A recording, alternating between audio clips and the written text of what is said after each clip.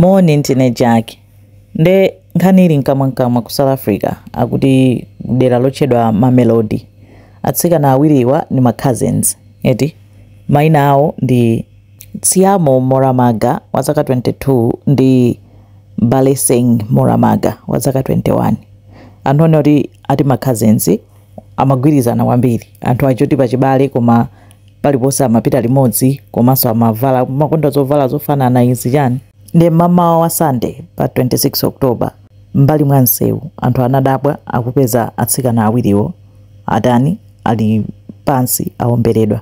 Anthu okhala pafupi anauza apolisi kuti anamva mifuteti, anamva ma gunshots ma 4 am bandakucha. Tsiamo sanali ndi foni koma winayo ndi amene anapezeka kuti ali ndi foni. Koma zapezeka kuti sanali okha awiri amene awomberedwa ndi anthu atatu. Mzimayi wina nayenso anaomberedwa nawo koma sanafe anathawa ndi ali mchipatala. Ngakhale anthu sakudziwa kwenikweni kuti chachitika nchani kuti anthu aphedwe. Mzimayi ameneyo ndi amene anthu akuyembekezera kuti aulula chilungamo. Pakali pano mzibambo amene ali suspect amene akuganizidwa kuti waomberawo wamangidwa ali m'manja mwa polisi. Sanamutchule dzina, sanamuulule chifukwa chonena kuti akuyenera kuti apitekaye ku polisi, apitekaye ku khoti akayankhe kumeneko ndi amutchula bwino kumuonetsa. Ngakhale pa social media zithunzi zake dzadza kale paliponse. Inensi ningayike chifukwa chonena kuti sanampange post umazatero kuika munthu ola kuika iti. Komano ndizoti zikumveka kuti atsikanawa anatengana ndi bamboyo wa zaka 37 ena kuti 38. Anapita kokasangalala out. Ndi bamboyo wadyesa wagulira zinthu atu anachita spend up to 10,000 rands. Komano after pamene popo sizikudziwika kuti chachitika nchani kuti apezeke kuti waombera. Akuti mmodzi mwa atsikanawo anatumiza message kwa anzake, anamuuza anzake kunena kuti tikuopa tikuthawa afuna kutipha. Ndi amene yoyo ndi amene wathandiza kuchita lead ya polisi tu munthu amene wamangidwayo. Akuti anthu okwiya anapita ku nyumba kwa mzibambo amene wamangidwayo akakoleza nyumba yake tikunena pano. Kwinako ngodikira kuti zichire unravel timve kuti nkhani yonse yakhala yotani.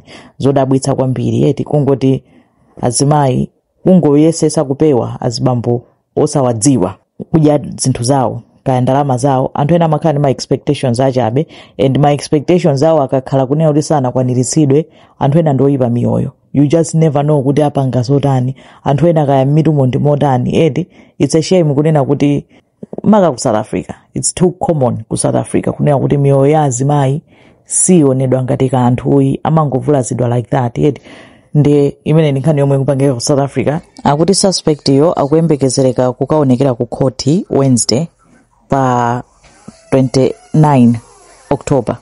Pakabwera ma updates ndipo nyakamu apolisi akamutulusaso officially munthu uyo chithunzi chake chenjani tipanga update. Izo ndizo zomwe zikupangika.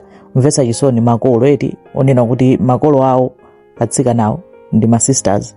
So ma sisters aluza anawo afusa amayi ake amodzi mwa anawo kunena kuti mukudziwapo kanthu angonena kuti akuchita suspect kuti ndi wina wake kuti mwana wawo anamutchulapo tsiku lina lake koma iwo sakumudziwa ayi munthu uyo. Zinthu zake zovuta kwambiri kunena kuti chomwe ichi choti mwana akatuluka nyumba sukudziwa kuti akutani kunjaku. Mofunika mapempherera nthawi zonse. Zikomo kwambiri.